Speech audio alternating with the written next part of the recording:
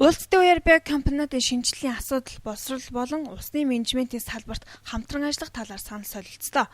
Элчин сайд ноён ерөнхийлөгчид нэгдсэн үндэсний байгууллагын дэргэдэх усны чиглэлийн зөвлөлийн гишүүнээр сонгогдсон баяр хүргэж, усны менежментийн болон уур амьсгалын өөрчлөлтийн салбарт хоёр улс олон улсын түвшинд хамтран ажиллах боломж байгаа талаар саналаа илэрхийлсэн.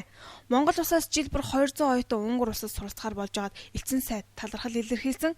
Унгар болон Монгол улс нь уламжлалт ах トゥ угийн харилцаагаа баталгаажуулж, эдийн засгийн салбарт харилцан ашигтай хамтын ажиллагаагаа улам өргөжүүлэх талаар санал солилцлоо. Унгарчууд Монголд Бэг компаниудыг байгуулж өгсөн гавьтай ус юм а. Мөн 1950-аас 1980 оны хооронд Монгол улсад олон тооны гүний удаг гаргаж хөдөө аж ахуй, мал ахуйн бэлчээрийг услах ажлыг хийжсэн төвхтэй.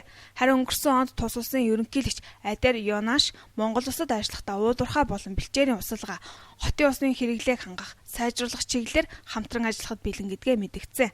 Унгар улсад онц бөгөөд бүрэн эрхт элчин сайд Батбаяр нь 1990-ад онд Унгар улсад боловсрал эзэмшиж 1999 онд эх орондоо ирсэн. 2005 онд усны хэрэг эрхлэх газрыг байгуулахад төрийн албан зүтгэх болсон. Мөн засгийн газрын агентлагийн дэд даргаар ажиллаж байсан. Унгар улсад боловсрал эзэмсэн мэрэгжилтний хувьд түүнийг элчин сайдаар томилсон санаандгүй хэрэг биш юм.